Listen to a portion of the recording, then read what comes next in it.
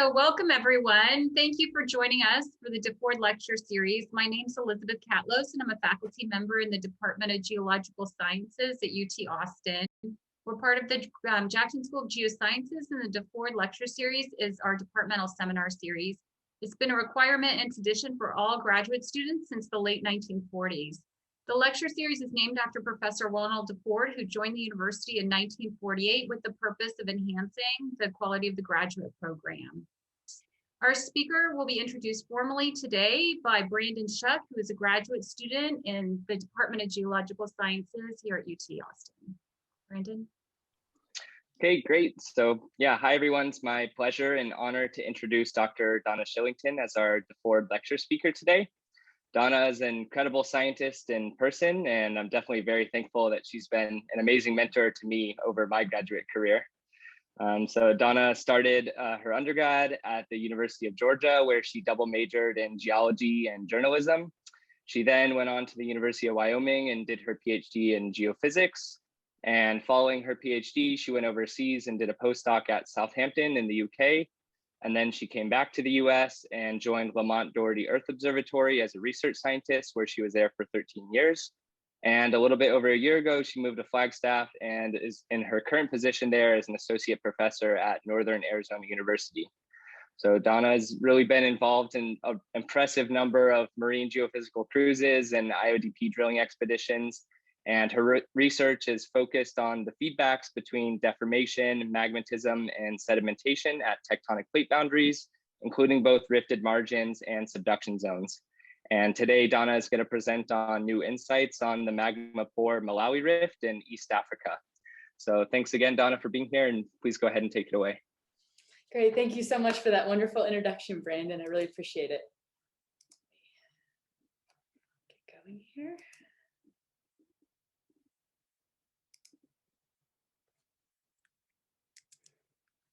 All right, can you see my screen here? Looks good. All right, great, thanks so much. So yes, thank you again for the wonderful introduction, and thanks for the invitation to give a talk in the seminar series. I'm really excited to be here today.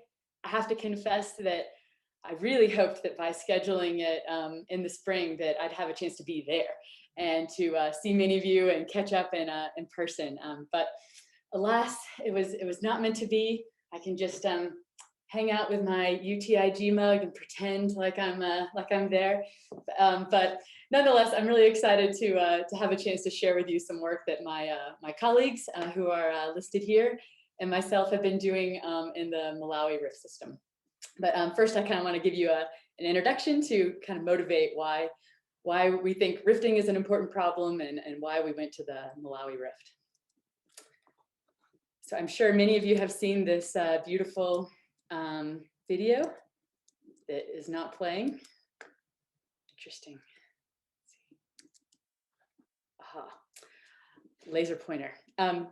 This really nice video that illustrates plate motion over the last hundreds of millions of years. And of course, one of the things that it shows us is that a core part of our plate tectonic cycle is continental rifting. You know, over time, continents have repeatedly glommed together and rifted apart.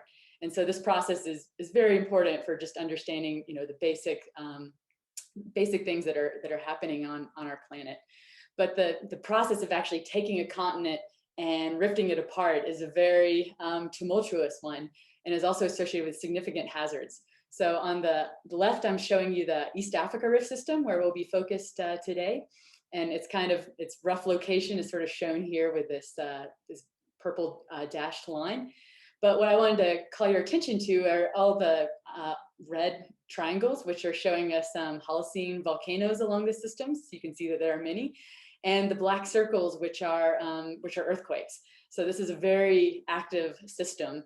And many people live near in this and other rift systems. So on the left-hand side, I'm showing you a plot of population density across Africa.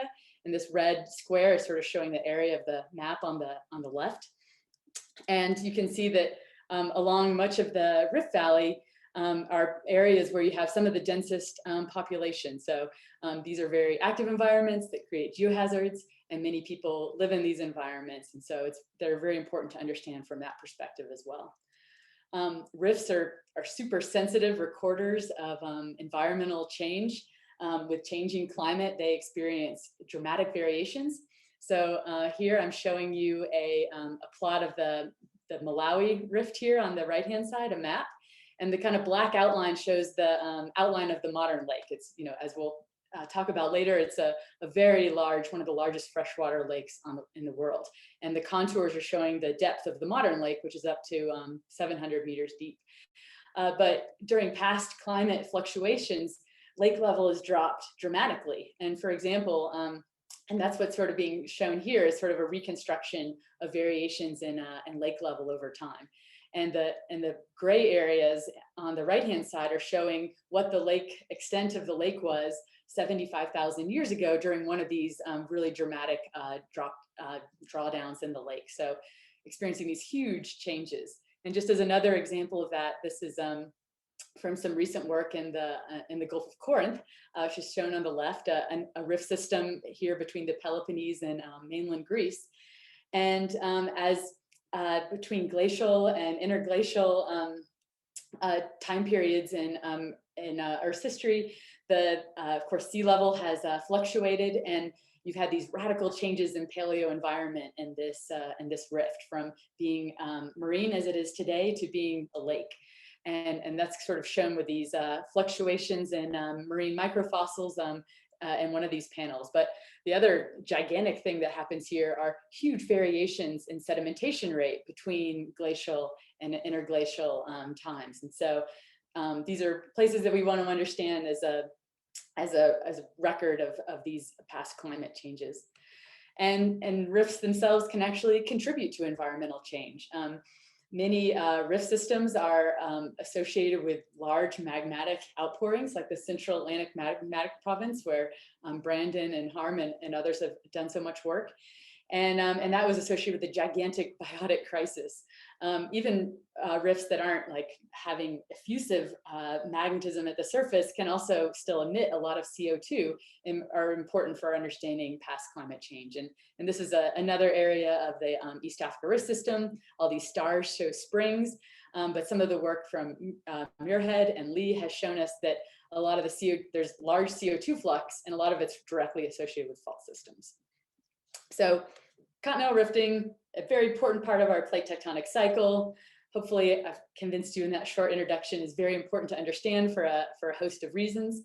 And so here's on the left is just a nice cartoon sort of depicting how we sort of imagine continental breakup happens. As you begin to have a continent that undergoes extension, you have brittle deformation and faulting in the upper part of the crust, which is the gray layer here. And then at larger depths, ductile deformation of the lower crust and the mantle lithosphere.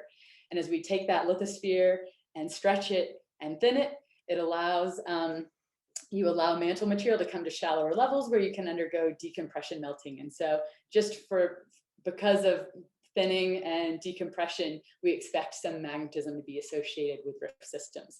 And so that's what's shown with these little volcanoes and the kind of diking at greater depths.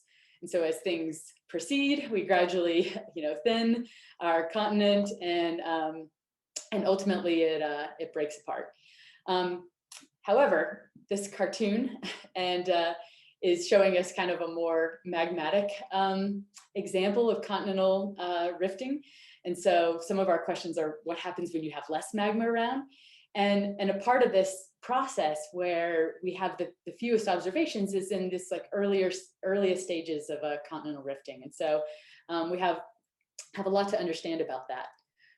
So kind of some of the lessons that we've learned about rift evolution from more magmatic systems are kind of illustrated here. First of all, in many rift systems, as rifting is proceeding, once magmatism arrives, it causes a refocusing of strain from large border faults that might bound these systems into the center of the rift system, where a combination of inter-rift faults and magmatism may begin to accommodate extension. The arrival of magmatism can define segmentations in rifts. This is from the main Ethiopian rift system, and we're looking at a horizontal slice through a P-wave velocity model. And these red areas are higher velocities, and these are interpreted to be mafic magmatic intrusions that are kind of defining a 50-kilometer long segmentation. And another kind of dramatic observation for many active magmatic rifts is that you have really dramatic variations in lithospheric thickness and quite pronounced lithospheric thinning, more than you could get from just mechanically stretching the continental lithosphere. And so the interpretation has been that the presence of higher temperatures and magmatism can cause a thermochemical kind of corrosion of the lithosphere below rifts. So these are some things, you know, some fabulous studies and results that we have from quite magmatic rift systems. But what about places where we don't have as much magmatism around? If we look around the world at kind of ancient successful rift systems, we know that many of them were associated with very little magmatism. And so this map is sort of showing a compilation of margins with different degrees of magmatism, and the blue are showing places where you don't have very much. And so, you know, how do these rift systems actually work? And so, in particular, you know, how is extension accommodated throughout the lithosphere and through time in a system where you don't have as much magmatism around? I'd say magma-poor. It doesn't mean there's no magma. So what role, if any, does magmatism actually play in these less magmatic systems? And how do or don't pre-existing structures in the pre-existing lithospheric template help to control the evolution of the rift? And so to answer these questions, we really require constraints on extension and magmatism throughout the lithosphere and asthenospheric properties in a young and active and magma-poor rift system. And so to think about that, I'm going to take you to the southern part of the East Africa Rift system. But first, just a little introduction. This is the same map that I showed you before of the East Africa Rift, with this purple dashed line showing the approximate location. It's rifting relatively slowly at rates from around 6 millimeters per year in the north to as low as 1 to 2 here in the south. And that's depicted with these arrows. As mentioned before, it's very active in terms of volcanism and earthquakes. But one of the really interesting and useful parts of this rift system for, you know, understanding rifting in general is that it exhibits these huge variations along its strike in how mature rifting is. In the northern part, in the Afar area, you basically have seafloor spreading occurring on land. Whereas as we continue in the southern part, rifting is still at a really quite immature phase.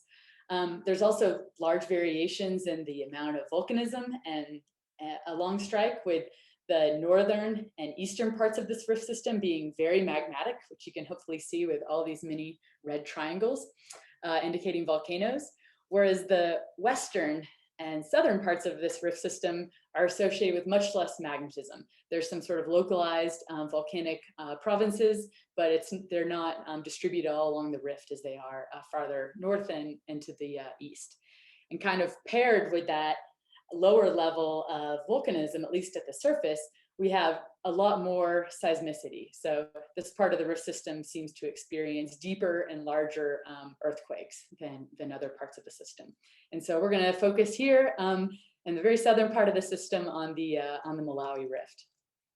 So now, and that's being sort of shown here. So of course the blue is the lake, and this is kind of the characteristics of this rift system are really typical for a lot of the Western Rift. At the surface, the rift is defined by these really long and large border faults. These are, you know, 100 to 150 kilometer long faults. They're gigantic. And they often kind of switch polarity along strike. And so in the area that we'll be looking, we have this the northern basin of the Malawi Rift, which is bound by the Livingstone Fault, which dips to the west. And then the next segment down is the central basin, bound by the Usisia border fault shown here, and it's dipping to the east. And again, extension is really quite slow here. And within the system, just to the north of it, we have the most southerly volcanism in the East Africa Rift, the Rungwe volcanic province. And so so that's what we see at the surface. And so a question that we had going into this project was, even though this is the only volcanism we see at the surface, is magmatism distributed at depth over a broader area. And so, and here are just some cross sections to kind of illustrate the geometry of these big border faults that I was describing, with this changing symmetry as we go along the Rift Basin. And if you were, so the next picture I'm going to show you is if you're standing here in Karanga and looking to the east, it's the sort of surface expression of the Livingstone border fault. And so you just have this spectacular rift escarpment that's looming a couple of kilometers over the lake. It's really very, very impressive. And so this entire rift system is occurring in really pretty old lithosphere. There are multiple Archean cratons around, particularly the Tanzanian craton. And the rift, these kind of western and eastern branches, are circumventing and avoiding that, for the most part, that old craton, and occurring within Proterozoic mobile belts. And so the area around, so Malawi, sorry, is just almost off the bottom of this very nice figure. But here's the image just focused on the Malawi Rift. And you can see that the relationship with these pre-existing structures is complicated. The northern part of the lake does lie along what we think is a suture between a couple of these Proterozoic terrains, but in other places it's crossing major structures. So there's not a super simple relationship to those structures, at least at the surface. All right, so that's the Malawi Rift. And we thought that its characteristics made it a really perfect place for us to examine early stage rifting. And so this large team of scientists from the US and Malawi and Tanzania kind of undertook a big project here over the last years to both acquire geophysical and geochemical data to really study this system, which is shown with all of these dots here. But I just want to acknowledge all of these amazing people without whom it would have been impossible to do this project, and all of whom contributed a ton to making it a success. And so the kind of components of this program were a large seismic, passive and active seismic imaging component. So the blue inverted triangles onshore and the blue circles offshore were amphibious broadband seismic deployment, which was out for between the onshore stations were out for 2.5 to 1.5 years. And the broadband OBS in the lake were out for about 8 months. We also did an active source seismic imaging study, which is shown with all these curly red lines and the yellow dots, which were a short period OBS just used for the active source part of the project. We are still acquiring GPS data at the location shown by these stars, and actually a couple over here in Zambia. So we have 7 years so far, and those stations are still deployed. Long time series are important when you have such a slow rate of extension. There was a large MT component to this as well, led by Kate Selway and Paul Bedrosian, and these purple circles show the MT sites, and analyzing the MT data has been quite complicated because of the lake, so that work is still underway. And finally, there was a major geochemical sampling and analysis component focused on the Rungwe volcanic province, with the goal of trying to sample older rocks there that could tell us about the kind of earliest magmatism within this rift system. So those were all the pieces, and today I'm really going to focus on the seismic imaging component of this project and what that's shown us. But first, I just wanted to say a little bit about acquiring this unique data set.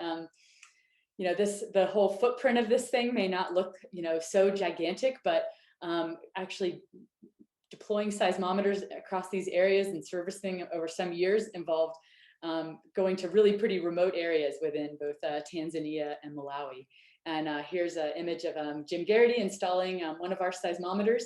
For security, we tended to generally install them in villages near buildings where someone could look after them. And putting in all the stations was a gigantic team effort between our Tanzanian, Malawian, and US colleagues to put them all in. The equipment all came from Iris Pascal, who also provided us with a huge amount of support to put out that large network. Perhaps the most unique part of this project in terms of data acquisition was acquiring data within Lake Malawi. It's a landlocked lake, so there's no chance to bring specialized research vessels to that area.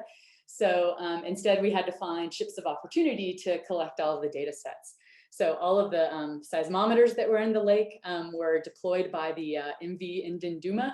It's a fishing boat operated by Malawi Fisheries Services. And the kind of boom used for the fishing net was what was actually used to deploy and recover many of the OBS. Jim Garrity is here. He was the lead scientist for those work, and he can tell you what a comfortable ship the Indinduma was. It was actually a ship that was built in Sweden, I think, Iceland, sorry, and did not have any air condition or ventilation. So in the tropics, it was quite cozy. And a subset of the OBSs, the broadbands, couldn't actually be recovered by this boom. It wasn't up to the task, and so they were recovered by the Chilimbwe, a high-speed ferry that operates on the lake. And then for all of the seismic reflection imaging and to create sources for the ocean bottom seismometers, we actually made a container ship, the MV Kantundu, into our seismic research vessel. And so that involved extensive planning with a marine architect and the installation of a lot of equipment on the ship over a 1-month period before we actually got out onto the lake. So I have a few more images of that. So here's the Katundu, and hopefully you can see some of the layout here. So all of the stuff forward of the bridge stack here were things installed on the ship for our project. This forwardmost container was where we slept. It was outfitted with some bunk beds. And then one of these containers is our science lab. Another one was a kind of workshop for repairing or tending to the equipment. There were multiple generators there to run power to the containers, but also to power the seismic equipment. Hopefully you can see this orange thing here. This is a appropriate color. It's for a streamer reel from Syracuse University.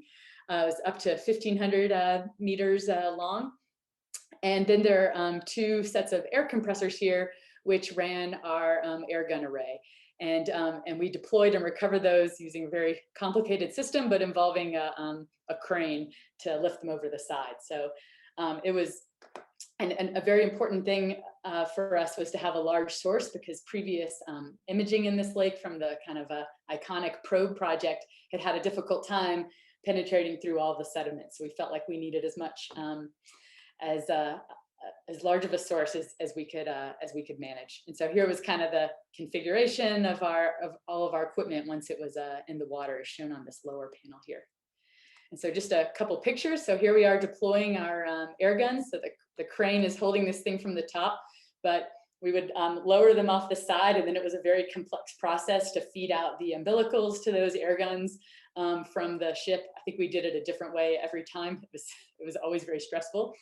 And for the streamer, it's kind of at midships. And so to get the streamer off the back of the ship involved a real streamer party, and it was all hands on deck to kind of gradually feed that thing to the back of the ship and off the back of the ship into the water. So here's an example of our streamer deployment. And here's a few more pictures of the OBS deployments from the Indinduma. All the OBS we used were from Scripps. And here's a couple of the engineers from Scripps who were fabulous and helping to work in pretty unusual conditions, deploying and recovering seismometers. And I just want to say that undertaking this project was by far the craziest field program I have ever done, and there were many, many challenges to having it happen. So in kind of starting the lower right, for one thing, Malawi and Tanzania disagree about where their border is. So some careful political navigation, greatly helped by our Malawian and Tanzanian colleagues, was required to just have permission to do the project. We had to ship a lot of equipment there in order to create our seismic ship. And one key container was many weeks late as it languished in Rotterdam, as we understand. And so that created some stress. While we were doing the project, nearly everything broke at some point. And including all of our, both generators that we brought broke. Another one was found, not working. And so without the most amazing technical support, here's Per Trimhammer from Aarhus University in Denmark, kind of helping to resurrect this, this generator. Without him and all of the fabulous technical folks we had, it would have been impossible. Our streamer was struck by lightning twice, we think. By the end, we started with 1,500 meters of streamer, and at the end we were limping along with 300. And then just mostly working in the lake was just beautiful. But one other fun part is that there are lake flies. And so in this panel, hopefully you can see some little pillars here, but these were these gigantic towers of lake flies. And so it was quite pleasant to drive through those, I can tell you. But despite all of that, and thanks to our wonderful collaborators in Africa and all of the fabulous technical people that came with us, we felt like we were able to collect a really exciting and a data set that has given us what we wanted to see to understand rifting within this area. And so here's just a couple of examples of the wide angle refraction data acquired on one of the lake bottom seismometers, some seismic reflection data, as I'll show you more of, and an example of a recording of a regional earthquake on our onshore offshore seismic array. So really, really fabulous data after all of that. And so what I'm gonna do in the rest of the talk here is to kind of walk through the lithosphere, looking at using different data sets to see different parts of the system. So the seismic reflection and refraction data can give us the basin scale, structure, and faulting.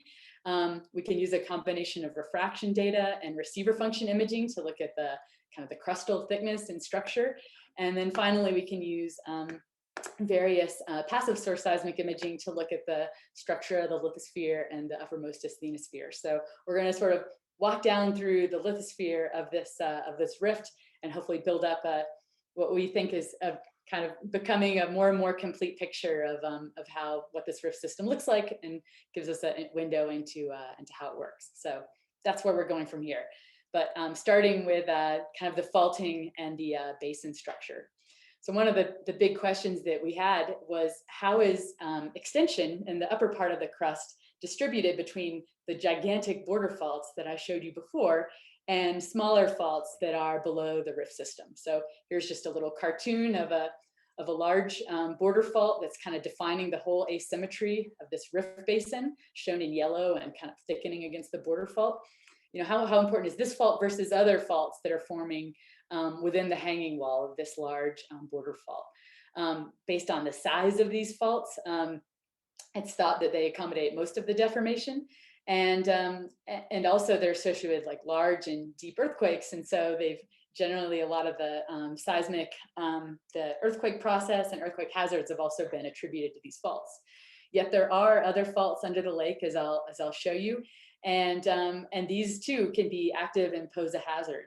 And you know, early in our planning process for trying to initiate this big project, a series of events happened just to the west of the northern part of the Malawi Rift here, or to the left, or to the west of the lake, I should say, within the Malawi Rift, on one of these smaller intrabasinal faults. But they had magnitudes up to 6.0 and caused many people to be displaced from their homes and several casualties. So these two are an important part of the hazards picture. So this is some of the things that we wanted to learn by looking at the basin structure and the faulting in the upper part of this lake. And so to examine that, as I said, we can use seismic reflection data. And here's an example across the northern part of the rift basin here, and velocity models built from seismic refraction data. And here's an example of P-wave seismic velocity from a 3D model generated by Natalie Accardo. And kind of using a combination of these things, we can build an image of what the rift, the shallow basin and faulting structure looks like. And the right-hand side is a map of rift faults from my colleague Chris Schultz, and also showing the thickness of the basin below the lake surface. So it kind of gives you a window into that. So I'll kind of take you through a couple of the key results that we obtained from these data sets. So first of all, the seismic refraction data were really key in giving us just an overall picture the thickness of the sediments and their distribution along the rift. As I mentioned before, previous imaging had a difficult time seeing to the base of the Sen Rift sediments, and so really, and that's really required in order to even have a scale of how large these border faults are at depth. What is their total throw? And so what I'm showing you here on the left-hand side are a couple of cross sections. The upper one is through the North Basin of the Malawi Rift, and the lower one here is through the Central Basin. And hopefully you can see that in the upper part, this slow velocity layer indicative of sediments is thickening to the west against this border fault. And the polarity flips when we come to the south, and now they're thickening to the west. But based on these images, we're actually able to have a constraint on the total thickness of sediment, which is here, which was in excess of 5 kilometers along some of these, along the edges of these basins. And so kind of combining that with the information we have on elevation of the fault escarpments at the surface, we can actually estimate the total dimensions of these faults. And so on the left, here's the elevation onshore. The lines are showing the depth to the base of the sediments, and we can combine that to get the total vertical offset on the faults, from which we can estimate the throw. And you can get a throw of over 8 kilometers. So these are gigantic faults. So if you plot them on a figure of fault displacement versus fault length, these are among the largest border faults in the world. And in fact, compared with some numerical modeling estimates, it actually looks like these faults may be at nearing the maximum dimensions that such faults can grow to, and still be mechanically favorable for continued deformation. So they're really huge. So back to my one of my first questions here. So we've demonstrated that these border faults are gigantic, and now we've quantified just how gigantic they are. But how is extension distributed between those border faults and faults beneath the lake? And so now I'm showing you a series of seismic reflection profiles overlain on slices through that 3D seismic velocity model that I showed you before. And you can see that there are very significant faults that are here underneath the lake. And so, of course, these aren't as gigantic as the border fault, but some of these have throws as much as 2.5 or to 3 kilometers. So we still have really significant faults. And so on the left is a revised map of faulting beneath the basin based on these seismic reflection images and some of the existing probe seismic data that had previously been collected in the lake. And so they're colored by different faults, and the circles are showing the vertical offset of the basement across those faults. And so you can again see that many of them are really quite significant. And so one of the things to figure out how important these faults are to extension, one of the things that we had to think about was how much of this faulting is occurring just because you have flexure of the hanging wall against the border fault versus faulting that's actually doing some of the work of extending and opening the rift system. Just from the geometry of the system, where you have the hanging wall bending down towards this fault, you expect some amount of extensional faulting there, even without them contributing to a rift opening. And so we did some estimates to compare our observed faulting to what you would expect just from that hanging wall bending. And we find that hanging wall bending could only account for about 40 to 70% of our observed extension, depending on some of the assumptions you make about the flexural parameters.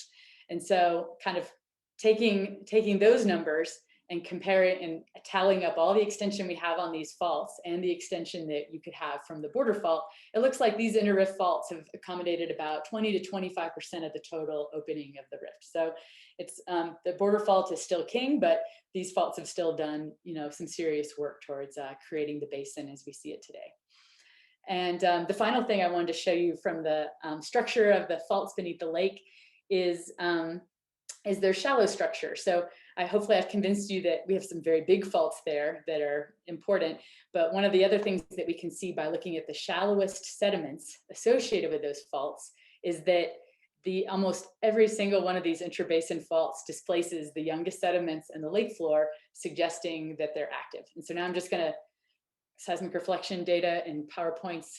You never can see all the details that you see when you're sitting in front of a screen. So I want to zoom in. So this is the shallow section. I've kind of indicated the faults with these little arrows. So this fainter reflection at the top, this is the lake bottom reflection. And then you see a kind of a brighter reflection at depth. And this is the, has been drilled and is associated with the last mega drought 75,000 years ago, when the lake level was much lower. And so it left a very prominent sedimentary boundary, and it creates a very prominent reflection in our data. But hopefully you can see that that prominent reflection is offset across nearly all of our faults. And so what this map on the left now shows is the offset of that mega drought horizon by these faults. And so in some cases, there's been as much as 50 meters of vertical offset on those across that recent horizon. And so this implies that, you know, all of these things are active. And so we can actually use that that time horizon and its offset to estimate slip rates for a lot of these faults, and kind of taking those slip rates and our results on how much of the faulting, intra-faulting might be from actual extension versus flexure. We can kind of estimate, and this is very rough, that these faults could have accommodated up to 0.65 millimeters per year of extension out of a total of 1 to 4 millimeters per year. So that's significant. And if we kind of compare these faulting with the seismicity results from this project from Ebinger et al., we actually see that very many of the earthquakes are occurring on these faults below the lake too. So they're clearly a very important part of understanding the hazards here. And so what I've shown you so far is that we have these very large border faults. We've now quantified their total throw, which is important for kind of thinking about their future mechanical viability. We have significant intra-rift faults as well, and these are also contributing to our cumulative and recent extension. And yeah, all these faults are active and based on their dimensions could be capable of hosting large but infrequent earthquakes. So this is the shallow part of our rift. Now we're going to step down and look at first the crust, and then the mantle lithosphere and upper asthenosphere to round out our picture of extension here. And so for the crustal extension part, as I mentioned, we can use a couple different types of observations. Seismic refraction data, particularly collected along the axis of the rift, can give us a window into crustal thickness and velocity structure. And so I'll show you some preliminary results from that. So here's an example of one of our lake bottom seismometers recording data out to offsets of 200 kilometers here. Hopefully you can see. And then we can also use receiver function imaging to obtain constraints on crustal thickness as well. And so from our group, we've had both people doing both sort of single station receiver functions, and then this more sophisticated common conversion point stacking and imaging using receiver functions to look at the crustal thinning. And so here's what we can see from the receiver function imaging. So on the left are these single station receiver functions, and so they're colored by crustal thickness. And if you look at these, they're mostly quite thick. You have crust that's at least 35 kilometers thick in general. And if you look at the patterns of these, it's not like you see in general a consistent thinning of the crust towards the rift system. So just from looking at these onshore stations, it already sort of shows us that whatever the crustal thinning associated with this rift system, it must be kind of modest and highly localized below the lake. And so on the right-hand side, I'm now showing you these CCP stacking results with the receiver functions. And this is work of Emily Hopper. And I should have said this is David Barigo, who is a graduate student at Penn State, did the receiver function work on the left. So Emily Hopper dove in and took on the receiver functions, both using the results from David, but also including receiver functions on seismometers that were in the lake, which were very challenging, but was able to get images like this. So this, the color bars at the top are sort of showing different terrains at the surface, but I guess importantly for orienting you, the blue line is showing the extent of the lake. And this red phase is showing a kind of a positive impedance contrast or an increase in velocity with depth, which we interpret to be the MOHO. And you can see that kind of as inferred from looking at the onshore results, that you have pretty localized thinning that's really immediately below the rift axis and below the lake, and not as evident from the stations on land. So localized crustal thinning there. And we can also look at what the wide angle data show us of the structure beneath the lake. And this is a quite preliminary velocity model that I'm still working on, but based on our results, we think that you have about the MOHO depth should be around 32 kilometers or so here, right beneath the lake. And taking into account the sediments, you have about a 25-kilometer thick crust here. So kind of putting all that together, we can sort of make, combining those receiver function and active source seismic imaging results, we can sort of make a map of what crustal thickness is. And so you can see, again, this sort of localized crustal thinning beneath the modern lake here. And from this, by using these onshore values to estimate what the initial thickness is, we can estimate stretching factor, which is sort of a common way of expressing how much extension has occurred. And we see that, again, you have like sort of stretching factors of maybe up to 1.8 or so that are right below the rift axis, and then less around it. So we have this modest and localized crustal thinning. And so finally, now we're going to move down to the lithosphere and the asthenosphere and see what the picture is there. And so the constraints that we bring together for this include both body wave and surface wave tomography. And so I'm just showing you the surface wave results here. And as you'll see, receiver function imaging of what we estimate to be the lithosphere-asthenosphere boundary. So first, the surface wave imaging. Here we're looking at two cross sections or slices through a S-wave velocity model based on surface waves, both from ambient noise and teleseismic earthquakes. And the red colors are slower. And from these cross sections, what you can observe, or the most prominent first feature, is that you have this big, slow bullseye just to the north of the lake. And so recall, this is where the Rungwe volcanic province is. So we see these slow velocities there. But as you carry on south, maybe there are slightly reduced velocities below the rift axis, but they're not nearly as slow as what you observe here beneath the volcanic system. And so yeah, one of the questions we had going into this was, is there magma associated with this rift over a broader area than what we see at the surface? And this kind of implies no. And so we can also look at kind of cross sections through this shear velocity model, and those are shown at the bottom. So one is a cross section across the northern basin, and the one on the right is across the central basin. And so you can see with these slightly warmer colors, both a thinning perhaps of the lithosphere, and this sort of modest low velocities that are kind of focused beneath the rift system. But these absolute velocities, even though you have a relatively low velocities here in Rungwe and a decrease in velocity even further south underneath the rift axis, they're really not that low. So if we compare them, so like here's a histogram of shear wave velocities in the Malawi Rift from the models that I've just shown you, and I'm comparing it with a model of Ethiopia generated using exactly the same methods. And you can see that overall, even below Rungwe, our velocities are generally way higher than they are in Ethiopia. So this is not as hot of a system. And we can actually compare the results that we have with thermobarometry using some of the volcanic samples taken in the Rungwe volcanic province as kind of a verification of the temperatures and and the extent of melting that we would infer from our seismic imaging.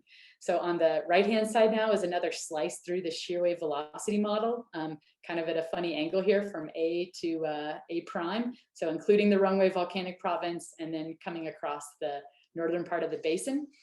And you see this bullseye of these lower velocities here. And that aligns very well with the temperatures and pressures where melting is inferred using thermobarometry on these volcanic rocks from the Rungwe volcanic province. And we can also go further and actually do some forward modeling of the shear velocity at that depth for variations in temperature, grain size, and melt. And that's what's being shown here. So first, the kind of temperature. The left-hand plot is showing shear wave velocity versus temperature. And we have these different curves coming from Jackson and Fowle and Holtzman, the relationships presented by those authors.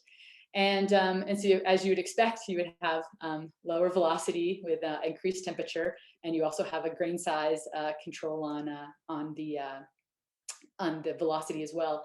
The sort of vertical gray bar is showing the range of temperatures predicted by the thermobarometry, and then these horizontal bars are showing the range of velocities in the Rungwe volcanic province and the range in the main Ethiopian rift system. And you can see that kind of all of these things coalesce here for the Malawi Rift, the thermobarometry and the seismic velocity and the predicted seismic velocity for that temperature all align and kind of give a pretty modest velocity of around 1300 or so degrees C. So really quite low. And then if we think about how much melt we could have present in this system, these lines are now showing for velocity versus temperature, how much melt could be present. And you also can see the solid eye here. And this shows us that, we could have a little bit of melt in Rungwe, but not very much. And then if you were to imagine the higher velocities that we see farther south along the rift, they really preclude the presence of significant melt at all. All right, so hopefully what if I go back here to our map, hopefully what I've shown you by walking through that is that we have these relatively high temperatures that are here beneath the Rungwe volcanic province, but still not really high in the context of the entire East Africa Rift or globally. And they allow kind of modest temperatures and very small amounts of melt. Whereas as we go south beneath the rift axis, we have these slightly lower velocities there, indicating perhaps thinning or modification of the lithosphere, but they are still too high to allow for very much or any melt to be there today.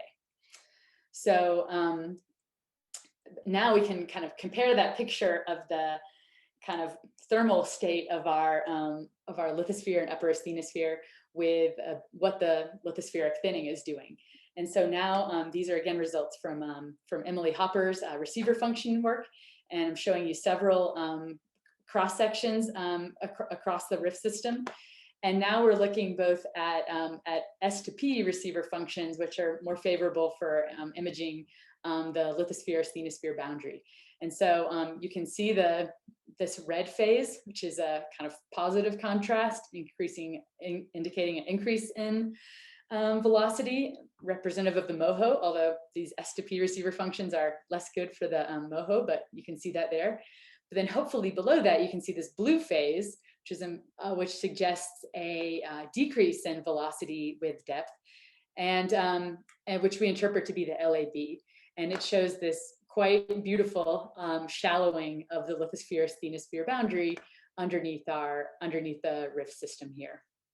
And so, and again, it's over in a pretty localized way. And so now we can use kind of this combination of crustal, of constraints on crustal and lithospheric thinning to sort of see how extension is occurring throughout the lithosphere. So on the left is kind of the estimate of crustal thickness and crustal stretching that I showed you before, where this beta factor is the initial thickness of the crust divided by the thickness after stretching. So we have these kind of modest, 1.8 or so stretching factors here for the crust. And now we can look at the lithosphere using the receiver function imaging that Emily has done. And we can see this, pretty dramatic thinning of the lithosphere from something like 120 kilometers in some places around the rift to as little as 60 kilometers below the rift axis. And this implies quite larger stretching factors. And so now in the highest areas, you have something more like 2.5 stretching factor, which is larger than you see in the crust. And finally, we can just isolate the lithospheric mantle part of this thing by differencing these two guys. And we can here see how the thickness of the mantle lithosphere changes from 60 or so kilometers onshore to maybe only 30 kilometers or less below the rift. And then really high stretching factors associated with that. So here's what we have so far, kind of to summarize a lot of what I've just shown you in this last section of the talk. We see velocities in the lithosphere and upper asthenosphere that are too high to allow for substantial heat or melt content today. Yet we have this very dramatic thinning of the mantle lithosphere. And one of the results that I showed you very early in this talk from other studies farther north in the rift is that in very magmatic rift systems, this kind of extreme lithospheric thinning is observed and thought to be associated with corrosion of the and of thermochemical erosion of the lithosphere. Yet we don't seem to have a lot of melt here today.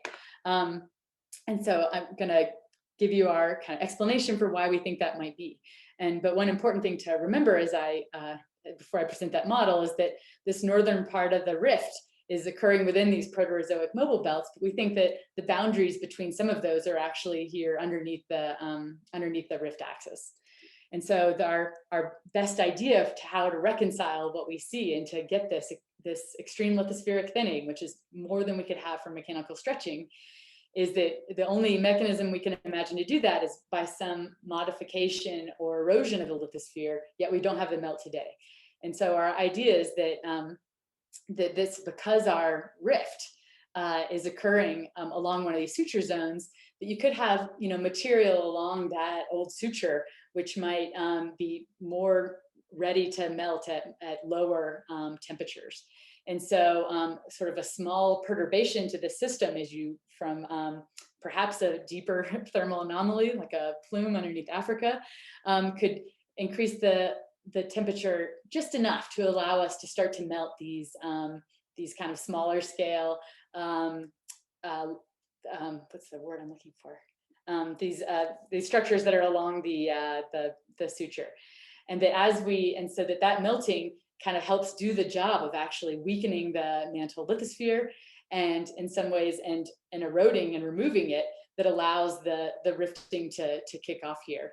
But you have this sort of limited amount of this material along the suture that's available and ready to melt at these temperatures. And so once you've melted it, it's gone. And so now the lithosphere we see today, these melting products are no longer there. So basically we infer that there must have been melt there during an earlier stage of rifting to help weaken and corrode the lithosphere and enable things to move forward, even though we can't see that there today.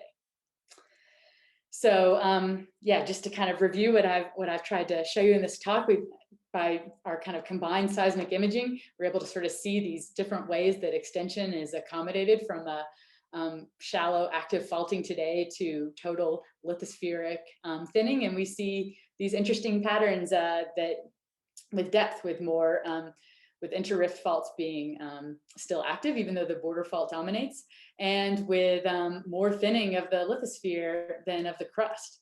And some of these things are not so dissimilar to some of the magmatic examples that I've shown you before, where they infer quite extreme thinning of the lithosphere from more abundant melt and active inter-rift fault systems. And these results also kind of contribute to this growing body of evidence that rifts have these much more complex patterns of lithospheric thinning and timing and role of magmatism than we had previously appreciated.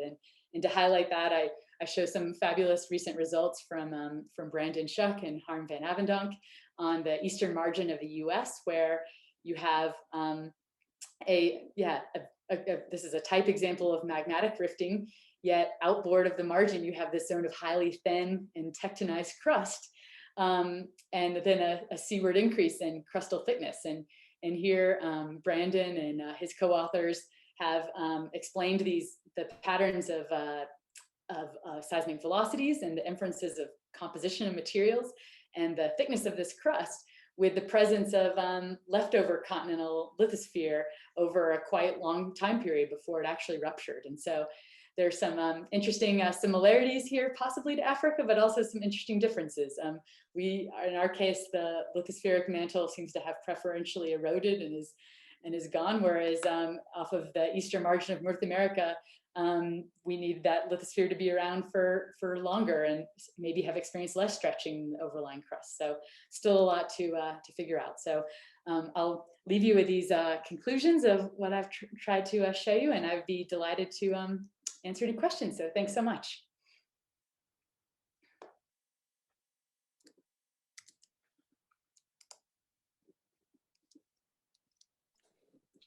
Fabulous. Thank you so much, Donna. It was a wonderful talk. Those receiver function images of the LAB, it's like the best image I've ever seen in my entire life. It's amazing. It's all Emily. She did such a tremendous job of working through some very difficult data to generate those. Thanks everyone for coming, and we'll see you next Thursday. Yeah, thanks so much for the opportunity to give a talk. I really appreciate the invitation, and thanks for being here. And if you have more questions about what I showed, I'd be delighted to talk more about it. So please reach out.